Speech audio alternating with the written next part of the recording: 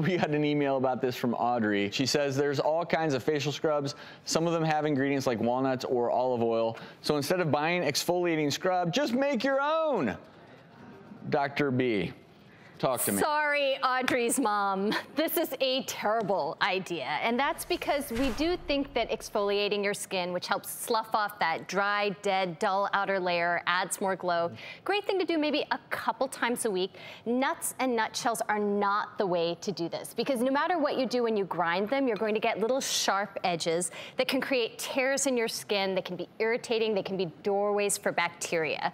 So really, please don't try to grind up doing nuts. a dermabrasion on yourself. Leave that to the doctor. I think there's a trend now, and we love the facial masks. We love the scrubs. We know how great exfoliating is. You said get rid of that dead layer, gives you a luster, but it also helps the good stuff you're putting on your skin to penetrate. But I think there's a tendency now, people are overdoing. If you over-treat your skin, maybe it's not going to be breakouts or irritation, but you're going to have an excess production of oil, things like that, which can lead to other skin problems. Yeah. So I'm going into a store and I'm looking to buy a good product to exfoliate, say, for my face, which is obviously sensitive skin.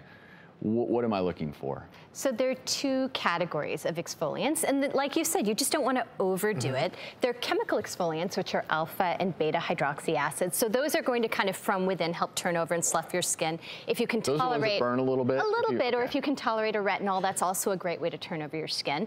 The physical exfoliants, you want to be really gentle with. You don't want jagged edges. In fact, there was a lawsuit recently where they're suing one of the makers of these granular scrubs because it does have ground up walnuts in it. It causes so many tears, it can cause bleeding, and like you said, that irritation can cause breakouts, it can cause torn capillaries and redness and flushing. You know this, so actually, the ingredient, the second ingredient in this is walnut shell powder. Yeah. Really? You're saying so don't go that way. Don't go that route, even if it's in a commercial product.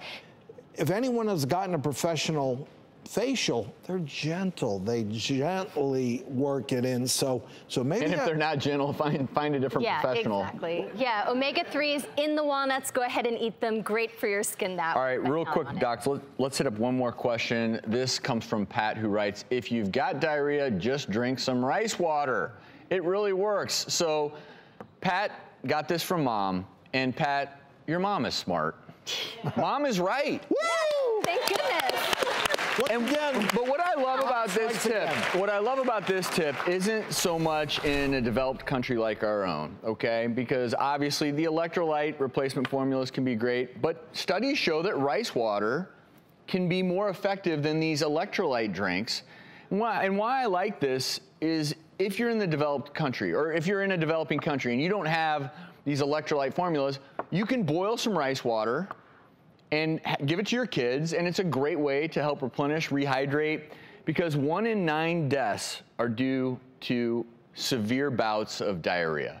And people don't realize that, but across the world, there's a lack of access to clean water, and kids die a lot in these countries, and rice water is an option for them. And then the idea is you just boil the rice, and then you actually, rather than discarding the water, you use it because it has that starch, and rice has such great binding properties. So anybody who's ever had diarrhea and taken it felt like it just kind of gelled everything back together a little bit.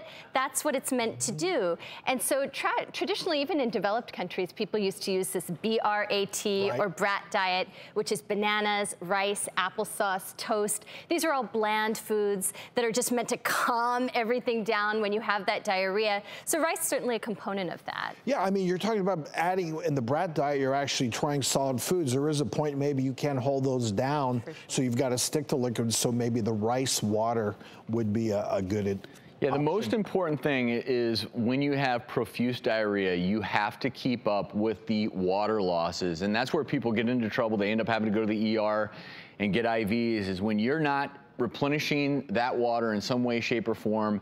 And again, the rice water, I've never had rice water. I've never actually boiled rice and then strained it. Has anyone here ever tried it? Yeah. Is it good? Probably slightly sweet, and if someone's feeling sick, maybe something palatable. So this is one that people could potentially use. Rice water. Yeah, Thanks so much Mama to some Pat's credit mom. for this one. So 1 out of 3, that's not bad.